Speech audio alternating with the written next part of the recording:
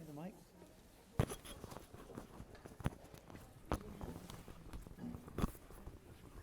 Hello all, and thank you for being here. I'm pleased to have this opportunity to talk to Emily Mendenhall about her new book, which is Unmasked, the Case of Okoboji, published by Vanderbilt University Press. And for those of you who don't know, Okoboji is a set of townships and an area in Iowa around the so-called Great Lakes region of Iowa, which is principally a tourist region. If I say anything wrong, you're going to correct me, right? I think you're doing everything right. Everything right so far. Okay, it's principally a tourist region, which is very relevant to the story that Emily tells in this book, which is a story of the diverse local reactions to the calamity of COVID-19. And Emily's book really tells the story through a series of very revealing interviews with some key health officials, local government leaders, but also everyday people in the Great Lakes region around Okoboji, how they handled the fear of COVID, when cases actually started accumulating, the challenge of masking, which became politically controversial.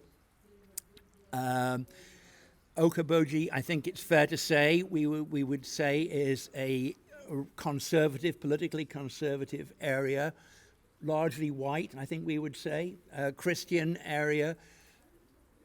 And Iowa as a state did not implement the sort of stay-at-home orders we saw in other states. And the governor, Kim Reynolds, left it to individual townships to make their own policies.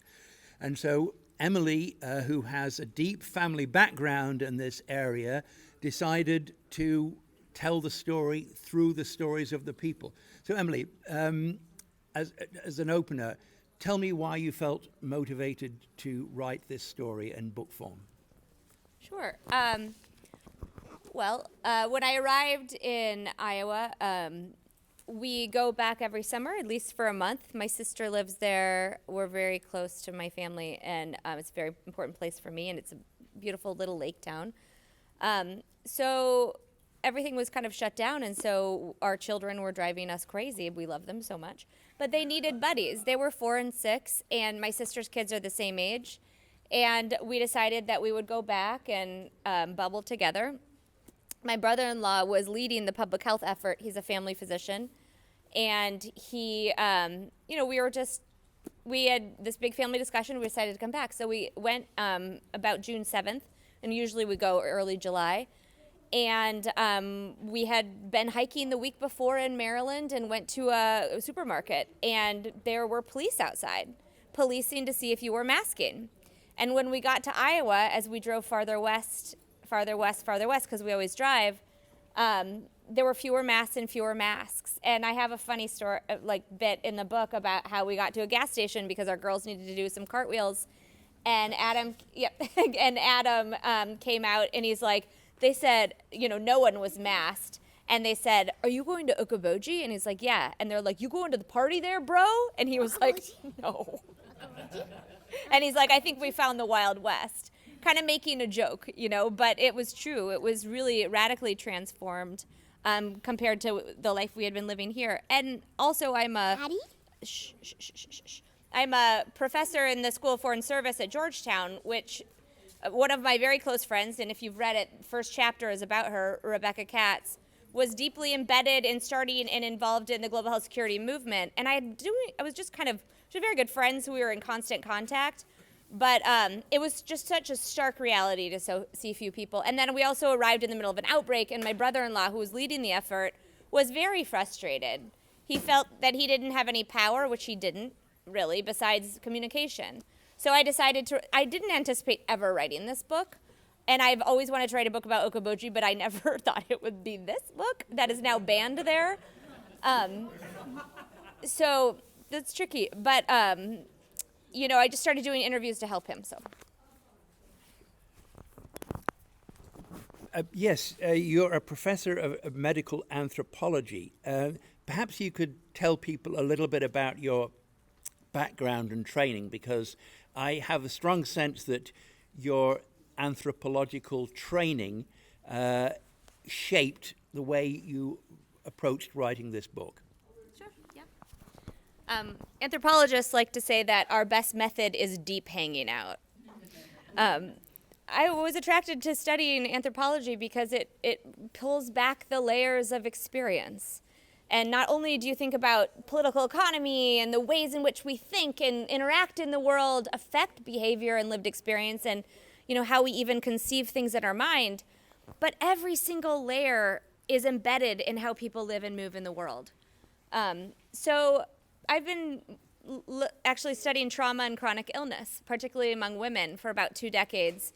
So this wasn't really what I usually work on, but culture and health and politics has always been my interest, and just looking at it from a different perspective. But it was, yeah, so all of how I think about things. I've mostly worked in sub-Saharan Africa, in India, and with immigrants in the U.S. specifically. So working, and also actually, one of the reasons I did do this project and ended up writing it is because some of my African colleagues were like, what's up with these white people in America who are not wearing masks? And I was like, that's a good point. It's a story that should be told in a really balanced and critical way so we can think about it. And a lot of my colleagues who are now teaching global health use my book because all of their international students think it is a fascinating cultural read, which is fun.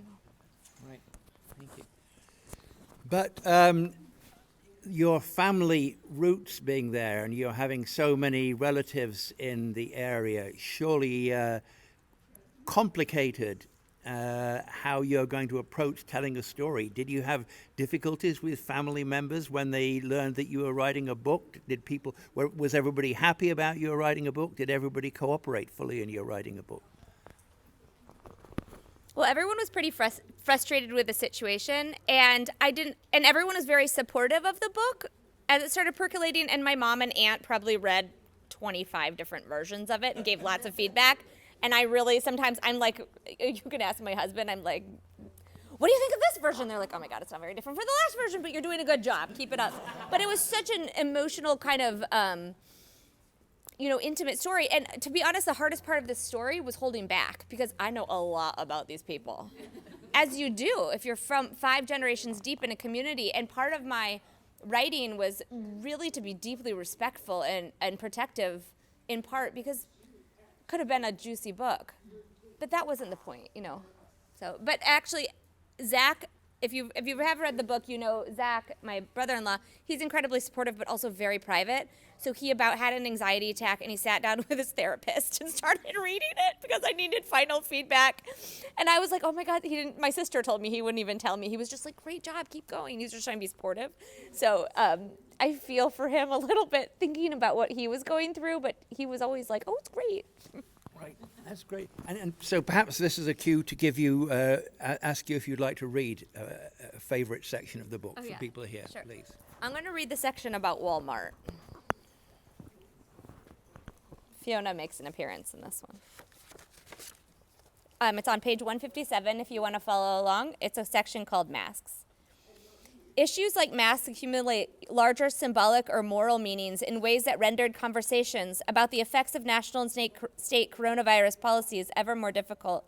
Jonathan Metzl argued in his book, Dying of Whiteness, How the Politics of Racial Resentment is Killing America's Heartland, that liberals are slow to realize how Trump supporters were willing to put down their lives on the line in support of their political beliefs.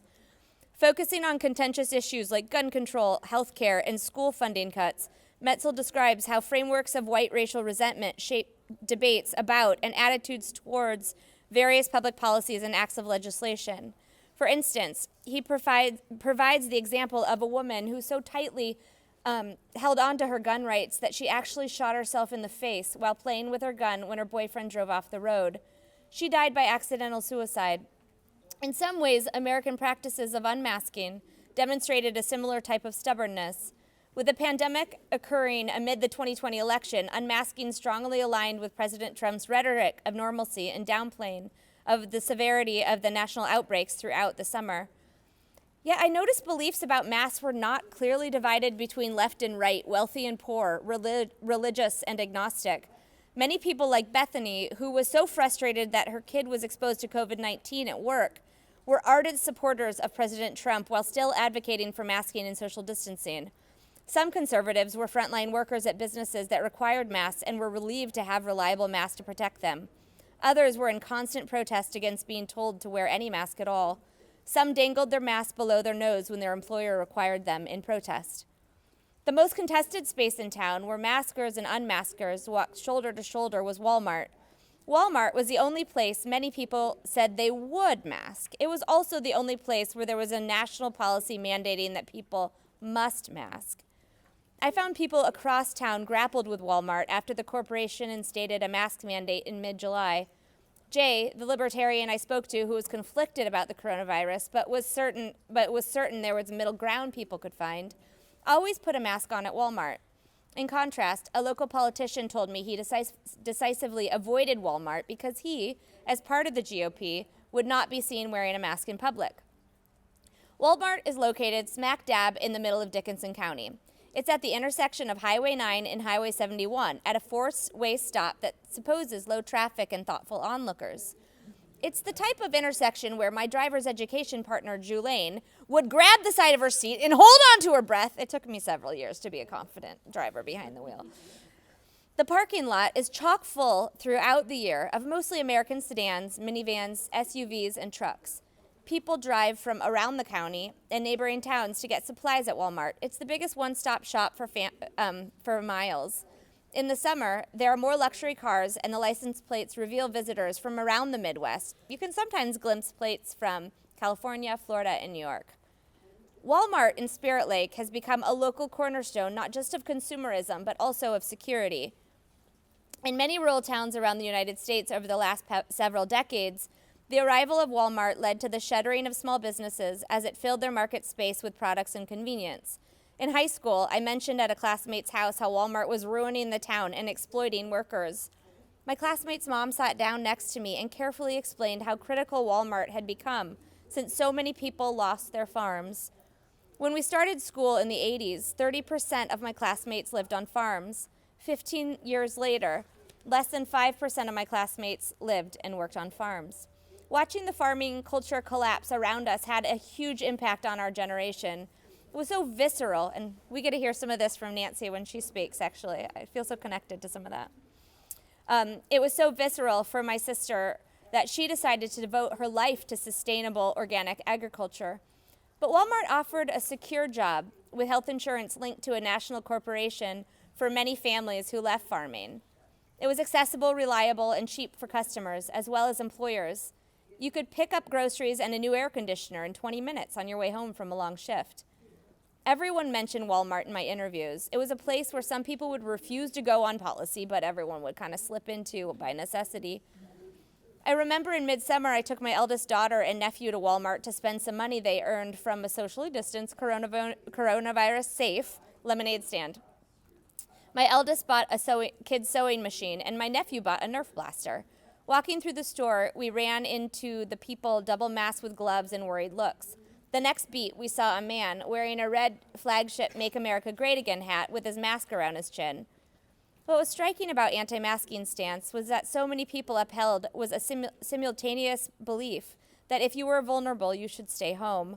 Many people, like Sherry, who often unmasked, balanced worry about someone they loved becoming infected and the perceived harm of masking. Sherry's child had a respiratory condition, so she was concerned both with what might happen if her child developed COVID-19 and the conspiracy theory about carbon dioxide harming her daughter's lungs from wearing a mask all day. Even though this conspiracy theory was widely debunked, it continued to spin. Yet masking was not a simple story. I spoke to a childhood friend who was up in arms with Dr. Fauci. Fauci had just gone on national television to encourage everyone to mask. But it wasn't about Fauci encouraging people to mask. My friend wore masks all the time. He was enraged because in the spring, Dr. Fauci had urged people to stop buying masks because of the limited supply for healthcare workers. My friend was a glassmaker, but his wife worked in a hospital. When I asked Rebecca Katz about it, she explained a lack of personal protective equipment, or PPE, was in part due to Trump shutting down the pandemic preparedness program that fostered the strategic national stockpile of PPE. In many ways, my friend's struggle stemmed from these structural problems that impeded access to the PPE his wife required to do her job. Desperate to protect her, he drove to every Menards, a regional home improvement store, in the area to purchase masks. He cleared out the shelves and packed them all into the back of his truck. Can I take the mic? Oh, yeah, of course. So the collapse of farming in that part of Iowa and larger parts of the country as well reminds us that one of the distinctive features of Okoboji, and you elaborate on this elsewhere in the book, is the importance of tourism. And really, can you say more about that? What proportion of the livelihood of people, or if you can't put a number on it, can you just illustrate for us how important tourism is in this area? Because interpreting how the response to the pandemic should be seen in the light of the fact that a lot of people depend on tourism, and attracting people to the area and not putting them off.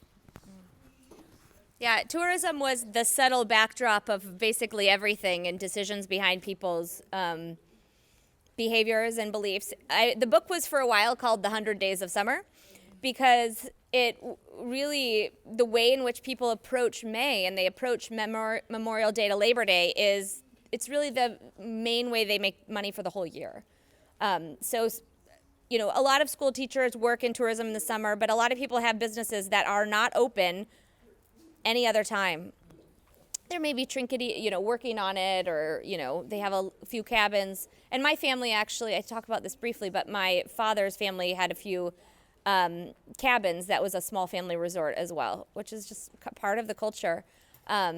Now that's one element of wage workers, people really depending on this intensive work with really, a high number of tips, and this is the way they can really fill their pockets. But there was another issue of the business people. Now I have to say, if you've read Butch Parks, I still have insurance, so if he sues me, I think it's up. If he sues, sorry, it had to be, the book came out 2 years ago, so now I have 2 years, but I was really worried he was going to sue me because he sues everybody. Every single I had a lawyer read it, but every single thing I said was true and backed up. But it's really tricky because he's a really important businessman and also my mom's arch nemesis. But partly because she's a big citizen scientist and water quality, she's on, the P&Z committee, planning and zoning committee, and she's constantly in conflict with him. And the guy who did the photos for the book, Dave Thorson, he sued him at one point because he was, a representative in the county or something. Just is a really firecracker. But he really caused a huge problem in part because he wasn't listening or reading the guidelines, but he caused this big outbreak at the beginning, which ended up being directly causing the first couple deaths in the county.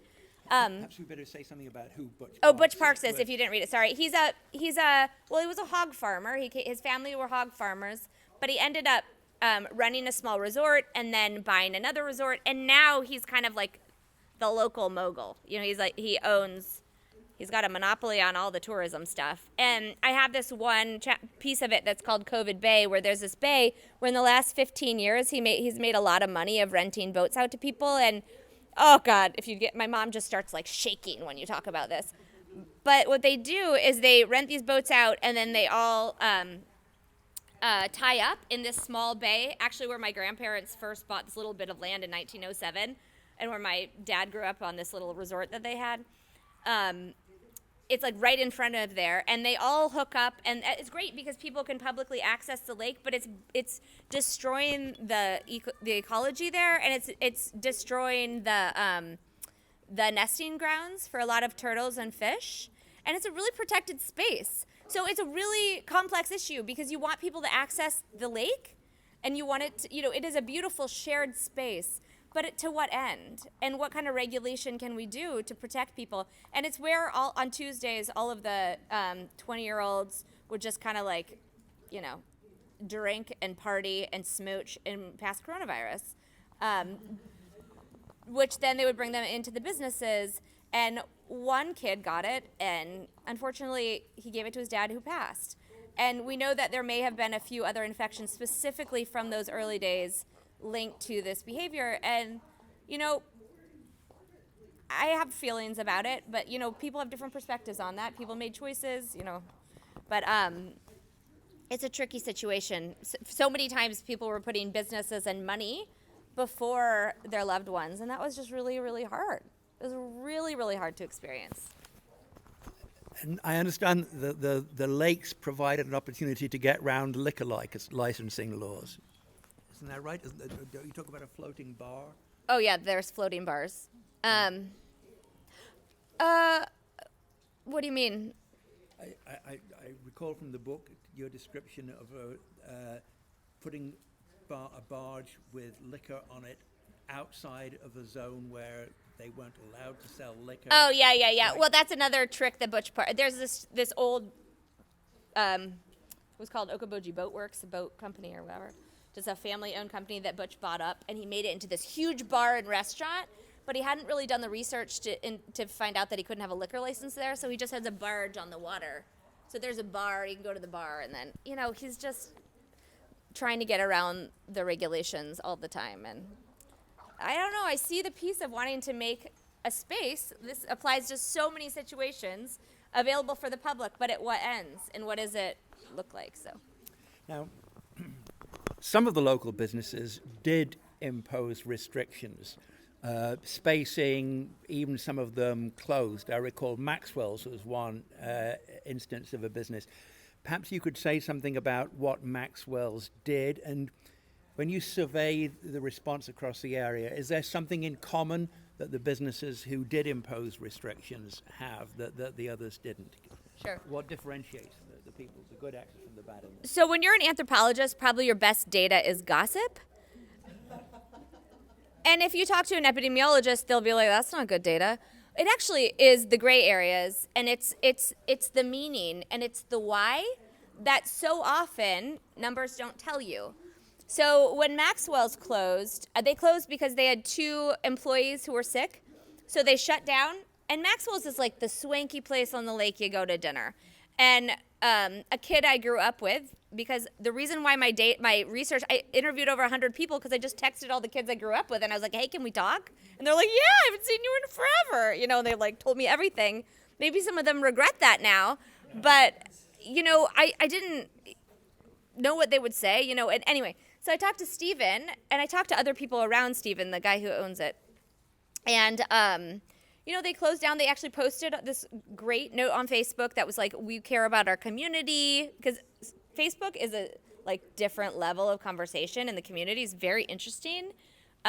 People would even in everyday talk say, oh, well, I heard, and it was always on Facebook, this other conversation, which was very interesting research dimension.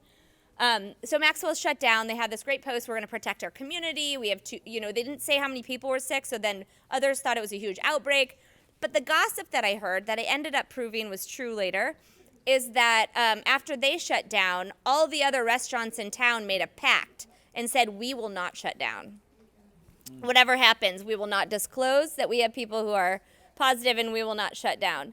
And so it was a great demonstration. They were trying to perform compliance with public health and protecting the community, but in some ways it backfired. It didn't do that. It just made people defensive, unfortunately. And they actually got a lot of death threats. They had people, I don't know if death threats, but they got a lot of threatening messages. And his wife was actually deleting them as they went because they're trying to uphold their public image, and it was really scary.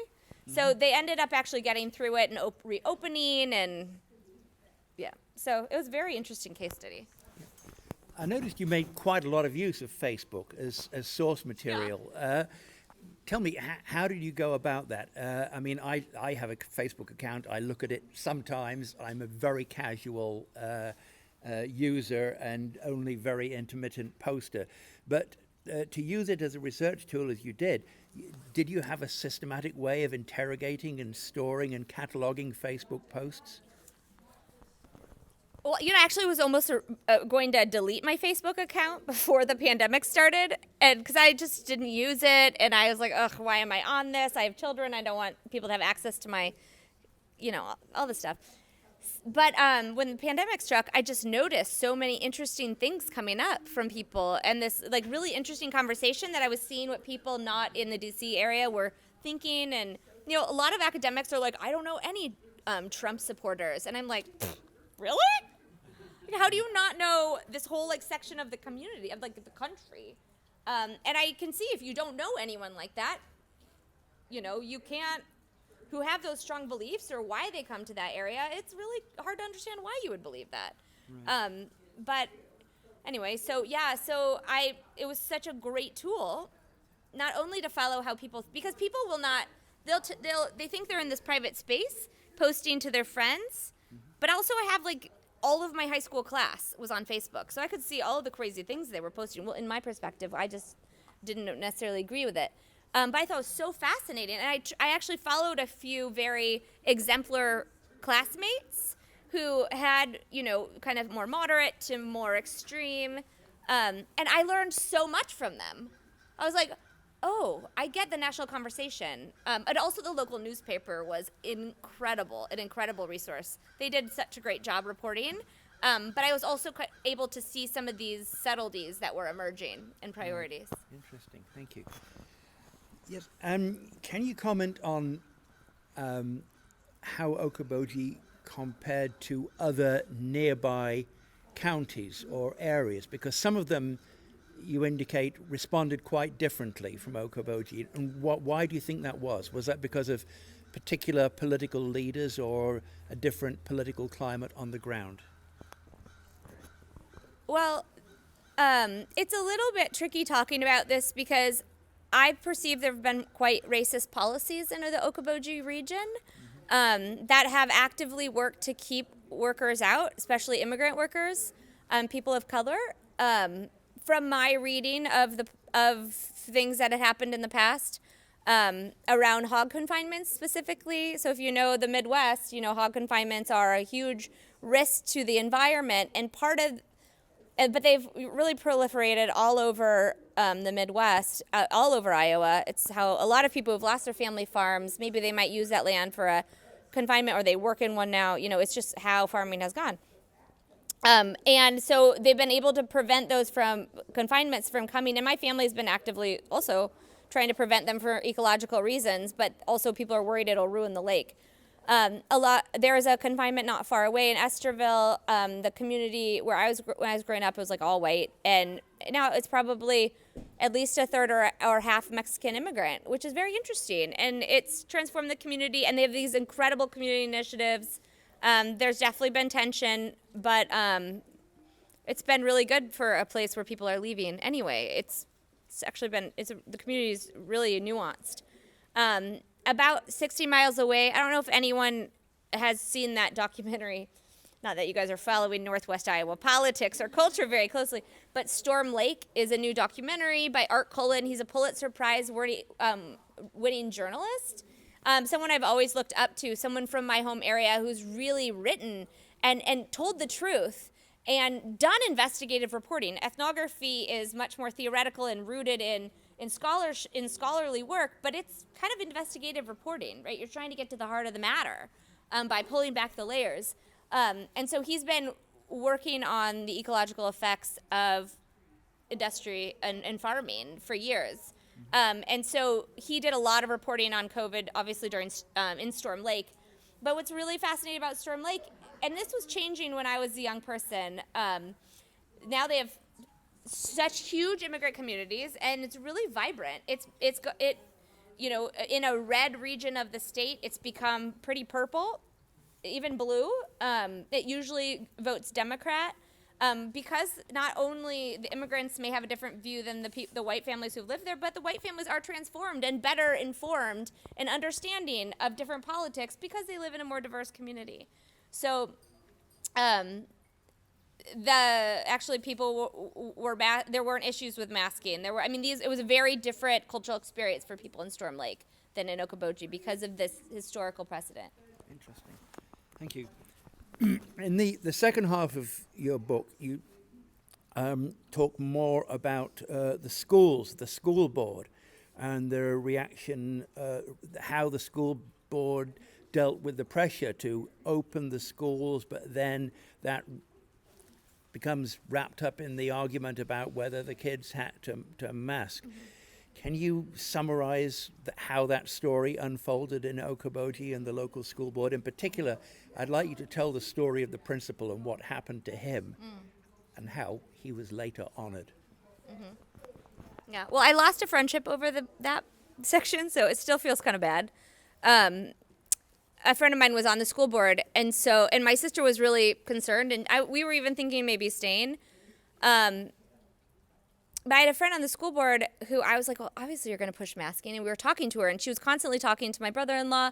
And actually, the person who was the assistant principal was brothers with the head of medicine at the hospital, the head of internal medicine at the hospital. And so they were constantly talking, and we're like, surely they'll require masking. And it was just a very, very interesting thing. And so we went to a workshop, like a working session a week before the vote for masking in Spirit Lake. So what you brought up, the principal was in Okoboji, which was a different school in the district. And that was actually a friend of mine who I grew up with also. It's like everyone's there. Like everyone who's in their 40s, I know, from when they were little. And they were all running businesses in the schools, and it's very interesting.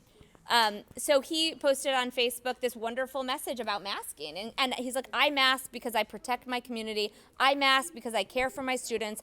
I mask because I want to be in school every day. I mask, this beautiful, and the whole thing's listed in the book, so I thought it was so great. Wonderful speech. Yeah. He got so much DM just vitriol. But also there were a number of remarks that were actually quite aggressive and threatening on his. And I do put some of them in the book. They were later deleted, but I have friends who took snapshots of them and sent them all to me because I actually didn't see those initial comments. And I think unpacking people's gut reactions was really important because I see that message and I see that performative love and power and devotion. And I think about that's what leadership should really be. And in the section on vaccine hesitancy, I kind of discuss a little bit what the zealous rejection of that notion was, wrapped in this kind of Trump anti-science Christian narrative of. It's very complicated. I haven't figured all of it out because there's still this cultural narrative that I don't understand because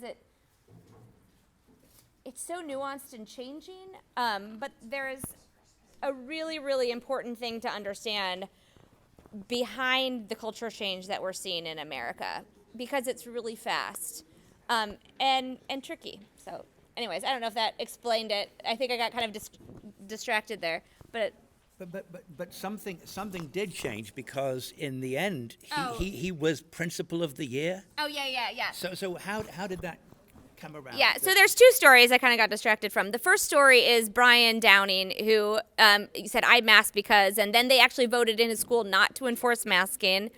And they went through the year. He masked all year. Some kids masked. It was really tricky because, I want to explain this with this other piece of the puzzle. But like if people started performing fear of getting infected because I call the last chapter FOMO, fear of missing out. Because COVID politics were really all about missing something out. So you wanted to test, you wanted to stay negative, you didn't want to perform symptoms because you didn't want to miss the basketball game or the football game or whatever, homecoming. And actually there was a kid in a town, Ocheyedan, not far away, who got COVID and he was on the football team and they had to cancel homecoming and he got death threats. I mean, people were just outrageous with their extreme feelings about this,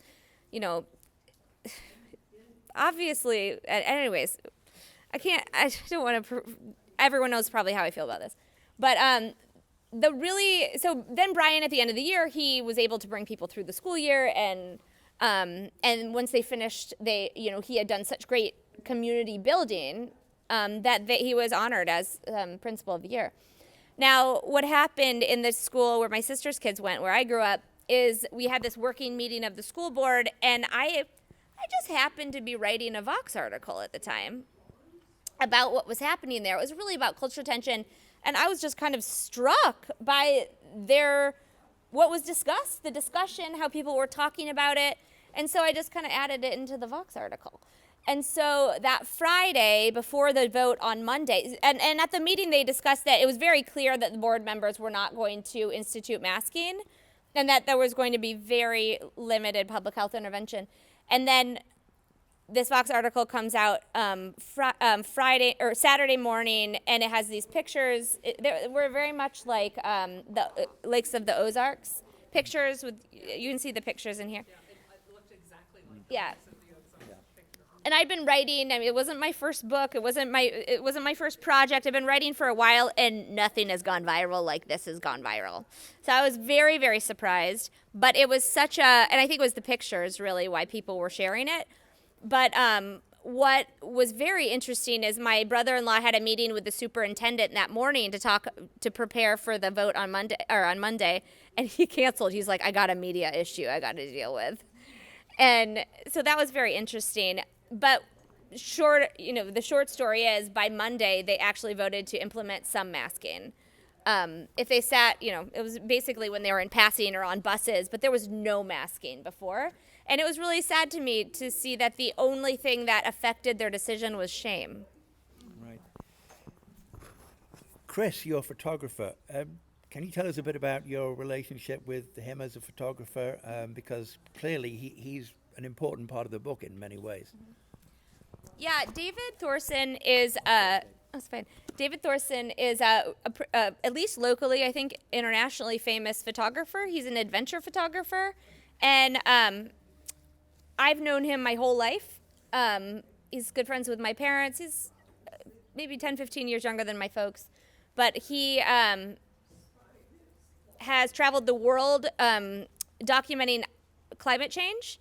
Mostly up in the Arctic. He's been all over, though, really. He's in his 20s. He spent, most of his 20s on his bike, just cycling around and taking photos of different ecological things. And not only nature, but also environmental stuff. He's a big environmentalist. So is very political, and so he was pretty up in arms about things. And so I started asking him, and he was posting pictures on Facebook. And so I started asking him, can you take pictures of this? Can you make sure to get pictures of this? Because I also had my kids during all of this, so it was hard to balance everything, and I'm not a good photographer. So his photography was really powerful, and he loved having the Vox piece. And so then he just did the rest of the photos, and it was a pretty nice collaboration. But he's really a friend, so it was kind of a favor. That's great to hear. Thanks. And so when the book did come out, I was going to ask, what was the reaction in Okoboji? But you've already said it was banned. Really? Banned? Yeah, well... Please tell us about that. I mean, can I find it in bookstores? No, no one will sell it. I was invited to give a lecture about it and then disinvited. We have a lecture series in the summer, but the guy who does drone photography gave a really nice lecture. So I don't know. My mom joked that I wrote this book on called Rethinking Diabetes a few years back. I was like, Mom, do you think I should give a local lecture? Do you think anyone would be interested in it? It was like a culmination of 16 years of ethnographic research all around the world. I was very proud of it. It's very nerdy, but I thought people might want to learn about it. And my mom started laughing. She's like, no one cares about that. And she was like kind of joking, but not actually, because no one would come to that. But in Spencer, about 30 minutes away, they hosted me at the local library. That was exciting. The library has, and actually the daughter of the Iowa representative, who's very liberal, her dad is the one who writes in the paper, John Wills, I talk about him. She came, and she's just livid with her dad, and I was like, oh, this is interesting. So that was very, very interesting. But the library actually has 8 copies of the book, so that's also interesting. Yeah. There's a really crunchy coffee shop that sells, I don't know if anyone saw, I should have brought them. I have these beautiful comics that my friend Aaron Gronstel, who does comics for NASA, he's an astrobiologist, I was like, hey, Aaron. We grew up together. He's from Carroll, Iowa, and he spends the summer there. He was there during COVID. He's actually my first friend's best friend, so that's kind of how I know him. But he He was like, yes. And so I had a little NIH money I couldn't spend because I couldn't be in South Africa and all these reasons. And so they let me spend it on the science communication. It ended up being kind of cool. So I can share those with people if they want to see them too. Okay, so you couldn't sell a lot of copies in Okoboji itself, but have you had allies who have promoted it and promoted interest in your book elsewhere in the country? Oh, yeah. Yeah. Well, actually, one other funny little Okoboji story is that I was at this little theater with my kids, and they were eating M&Ms, and we were waiting for the show. It was in the intermission of the community theater. And a friend's mom, Helen Schoen, comes up to me, and she sits real close. And I was like, oh, hi, Helen. Hadn't seen her in years. She goes, I read it. And I was like, what? She's like, I read the book. And I gave it to my friends, too. We're passing it around. And I was like, oh, so my book's contraband now. Great. And so and so I actually went to her house the next day, and I stopped by with a signed copy of the book. She started sobbing and said, thank you for standing up for us. So I know that there are people who are proud of the book and like the book. And my parents have a little library, and I was just kind of putting copies in the little library. They were gone within hours. Everyone was taking them, yeah. So... And I've gotten so much lovely emails especially, from all around the world, to be honest, of people from the area or who felt connected to the area or felt connected to this kind of America, or didn't understand why people thought so differently. And I've gotten really lovely things. I've also gotten some not so lovely things, but there's a balance. Yeah. I was going to ask you about the scholarly reception, but you've already indicated that it's being used for teaching in some parts of the world now. Can you say any more about that? Well, it is actually. I've actually been surprised because I didn't write it. I'm a full professor. I didn't write it for my job. I just wrote it because it was sitting in my heart brain. It was sitting there, and I sat down and I wrote it in 6 weeks. I was like, brrr! My husband's like, oh my God, you're obsessed. I was like, I can't stop. It's there, I have to get it out. And it was just, I had to tell the story. And so it was just very, very meaningful work for me. And it felt political, it felt personal. Yeah, and so it actually has been really well received. Yeah, people use it and read it. And actually I got an email this morning from a family friend. I'm friends with her daughter. And she said, she lives in Seattle, and she was like, oh, this guy at the Gates Foundation recommended your book to me. He's like, it's a great read about public health. Have you seen it? And she was like, oh, so I hadn't read it, actually. So I read it, and I'm loving it. And I was like, that's just lovely. I was telling Adam, he's like, oh, God, okay. I was like, oh, how fun, It's actually been really well received. And there's a huge Asian market for it, which is interesting. We don't actually know where, but there's they're selling it throughout Asia. I think people are like, what is going on in America? Wow. And so it's Right. There'll be another pandemic. Are we going to be better prepared for the next one, or do you essentially think that nothing has changed in terms of the public's receptivity to scientific information? There's this Global Health Security Index in 2019 that I do mention in the book, that some of my colleagues at Georgetown were involved in writing, and actually they were kind of defensive after it happened, but they said America is the most prepared of any country for a pandemic, except for this issue of culture, possibly. And Francis Collins, when he stepped down from the leadership director of the NIH, maybe some others remember this, he was like, my biggest regret is I didn't invest in more social and behavioral health. And it was hilarious to see my Twitter feed explode with people being like, I submitted an NIH grant in 2015. I submitted one at, so many people who are like, it's not that you didn't get enough applications. I mean, obviously he doesn't review all the grants, but we are there, we are ready. We want our research to get funded, and it's not. Anyway, so the pandemic issue is, I'm seeing my colleagues in the global health security space have a lot of conversations. There's a pandemic treaty, which is, I don't know how it's different than the international health regulations, the IHR. And actually some people are very angry about it. There's so many pandemic politics, and there's so many pandemic response and policy programs emerging. There's a new one at Hopkins, there's a new one at Brown. They're emerging all over. At the end of the day, we can have all the science, we can have all of the policies, we can have all of the understanding. I mean, we literally had a pandemic response plan that actually Trump dissolved the department in 2018. So we actually had a plan that was not implemented. So at the end of the day, we do know a lot about this. There will probably be a pandemic within at least my lifetime, if not, within the next 15, 20 years. Maybe not, I was talking to someone and he was like, well, we haven't had a pandemic of this scale in 100 years. I was like, AIDS! What are you talking about? Are you kidding? Like, since the 80s, we've had so many pandemics. Like, the memory is, interesting. And there's so many filters that we see in how we think about things.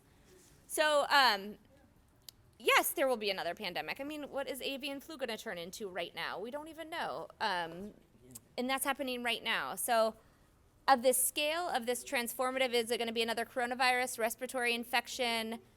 Of this scale, maybe.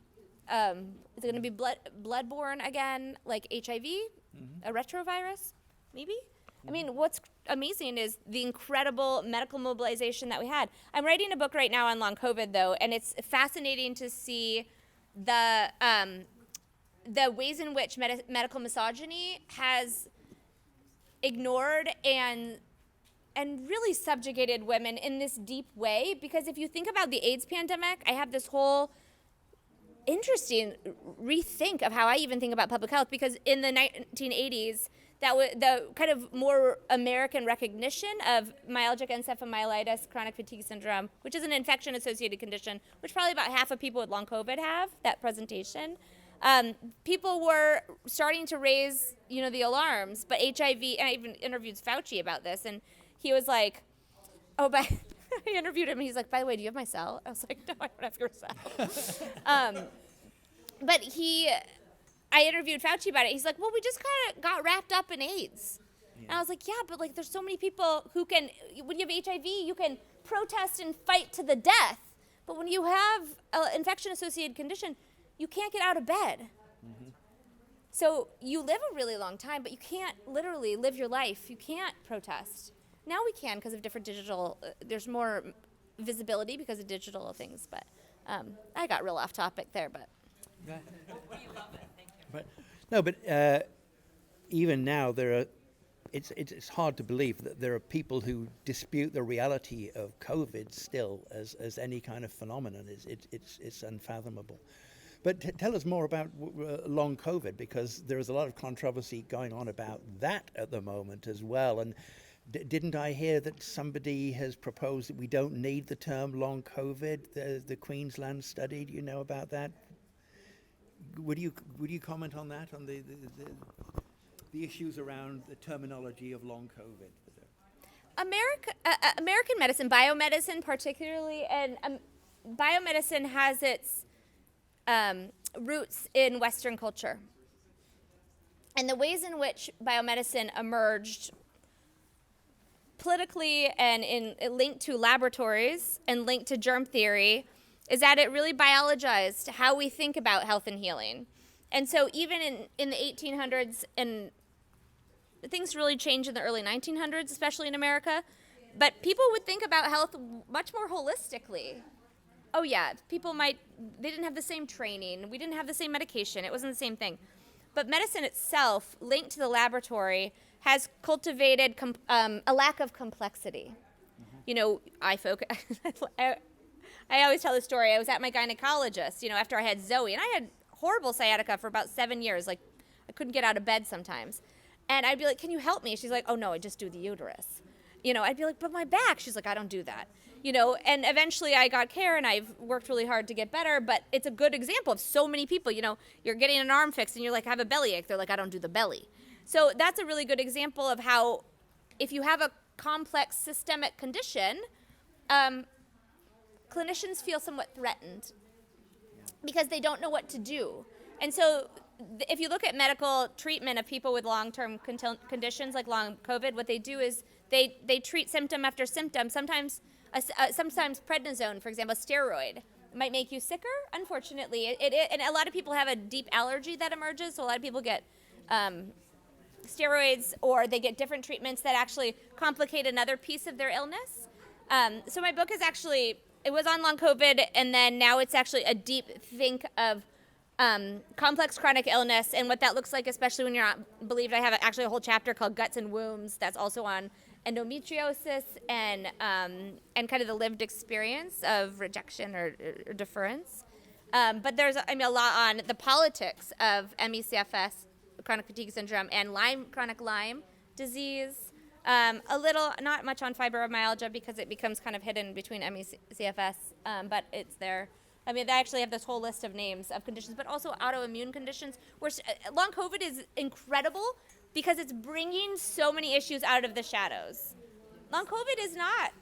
I actually just published a piece in Social Science and Medicine about this, so if anyone wants to see it, I can circulate it. But long COVID is radical because it is, the activism around long COVID is patient-driven.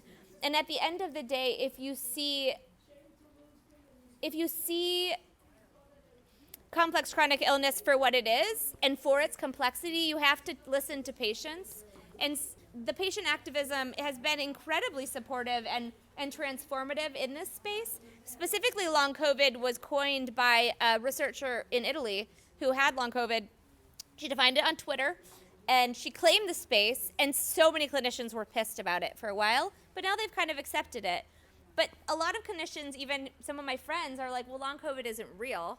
It's just making other, you maybe your heart got a little worse because of the COVID. It's not like a singular diagnosis, but that's what's hard about it. They're kind of right. It's like my father-in-law always says, you're both right, Because on the one hand, it does weaken your biological vulnerability.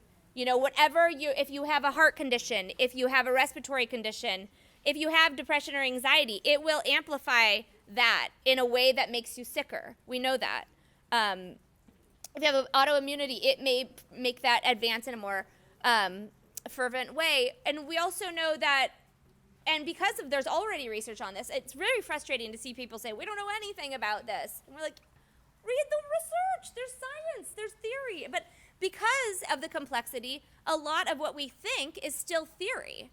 So you see a million scientific articles that are like, we saw long COVID affected the immune response. Or people, we see this, there's evidence of COVID in the liver. Or it affects, I actually have a piece in Scientific American about brain fog. Okay. Because I was really frustrated because everyone was saying brain fog. And I was like, what is that anyway? I'm having brain recall like I have a 2-month-old, when you have sleep deprivation. That's how I was feeling after I had COVID. But I had a student who couldn't remember things in 10-minute intervals. And I got really passionate about long COVID because I had this student who came to me and he's like, I don't even know if I can come back to school. And he's like, I have to drop the honors program. And I was running that at the time, and he was working with me. And I was like, well, why don't you just start with a diary? Why don't you just start logging your experience, and we'll just write it up, and it'll be autoethnography, and it'll be about, and then he ended up wanting to interview other people. But caring for him as a mentor was so eye-opening. And so we actually co-wrote this piece. Both pieces I mentioned. It was first called Brain Fog Multiple, which I just love that title, but they take it over and they you don't get to choose that. I know. So you know that as an editor. I know that. And so I was kind of sad about that, but it was fine. But because of the brain fog piece, people just started coming out of the woodwork asking me to interview them. It was kind of fun. Right.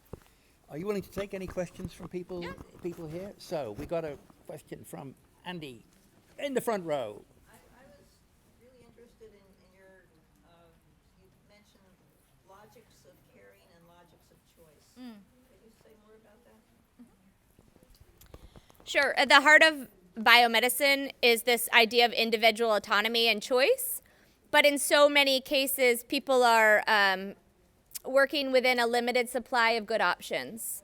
So a logic of caring would be a recommendation that is really focused on well-being and more communal perspectives rather than a logic of choice where you can do this or you can do that. So a really good example of logics of caring and logics of choice, I think, is around food. What do we think about that? So I worked on diabetes for so many years, and I think the biggest concern of patients is, I'm having this dietary assessment or educational setting, and they're trying to tell me to take I have to control my food by eating this, this, and this. I don't even know where those foods are. Like, they don't even have that in the place where I get food. It's not something my mother taught me. How do I change everything? So this choice that, like, if you don't eat in this way, you won't be well, rather than a logic of caring, which would be about, well, what are you eating currently? How can we modify this? How can we transform your current situation in a more communal way, and really working with families.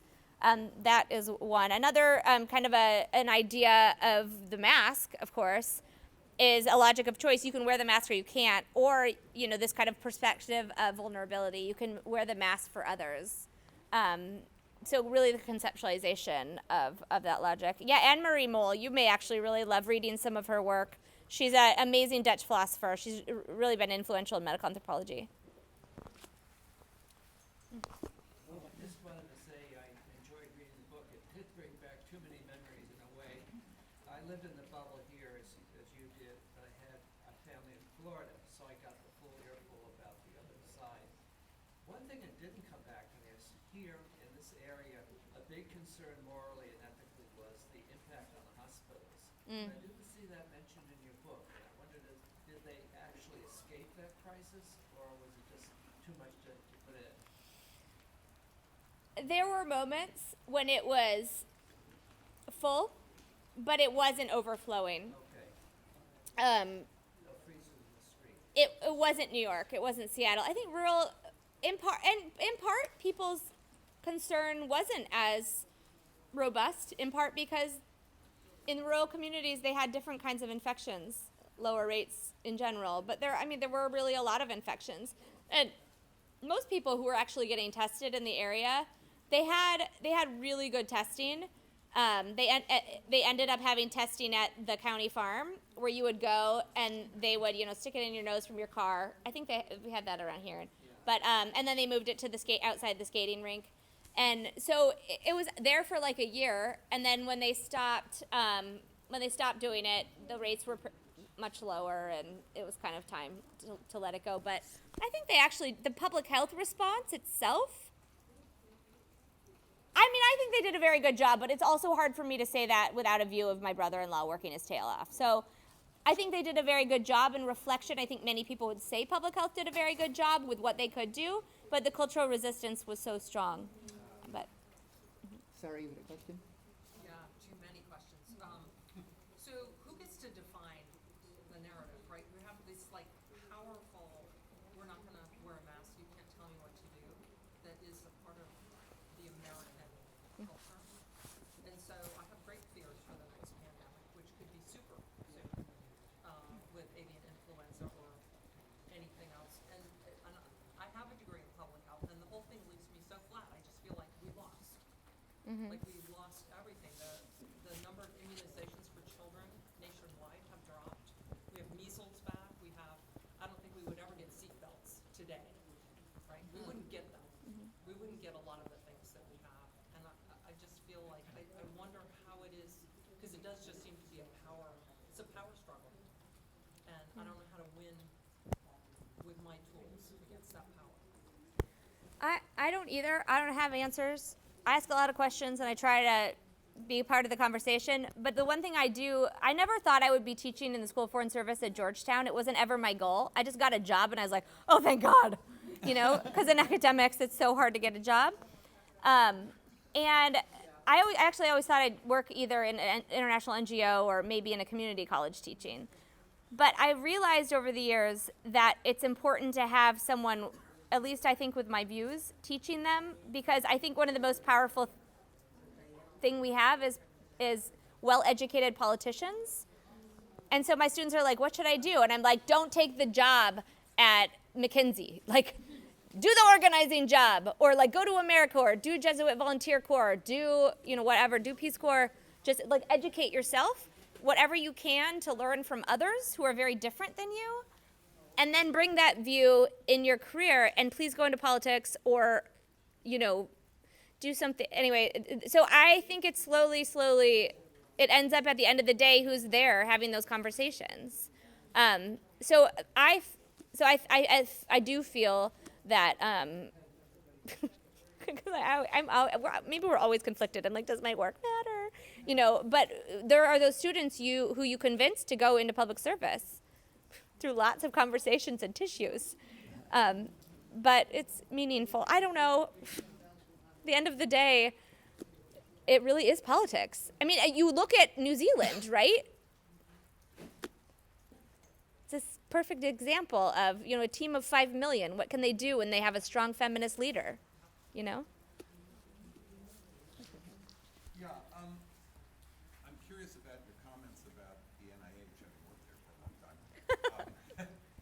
And I think it's absolutely true that all qualitative research struggles in the peer review process. Oh, yeah. But Well, a lot.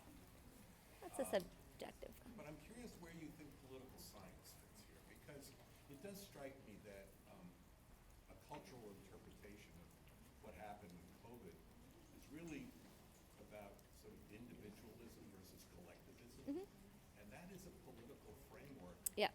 And I don't see political scientists in any NIH grant I ever reviewed, that I ever got involved in. Yeah. And it strikes me that that's a discipline that has been just completely left out of the conversation. I wonder what your thoughts are about that. Well, first let me just respond to your comment about peer review. As an editor-in-chief of a journal, I do think that we need people who have more mixed methods perspectives to be in these positions, because if you do not understand qualitative work, like I'm very rigorous and will not even review anything that has under 30 interviews because people won't take it seriously, and I don't think it's enough. And I have some colleagues who disagree with me. That's fine, and we have conversations about that. But I actually think you can have really rigorous qualitative research. So that's important.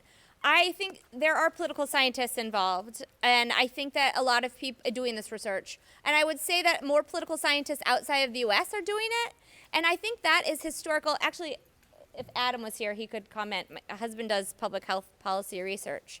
And I think that people trained in Europe or the Global South specifically who come to these questions from a more systemic political perspective, because we've made medicine to be such a business in America, it's very hard, I think, for political scientists to get involved or to take an interest. Because, I mean, there are political scientists who do health, right? Who do health and health systems.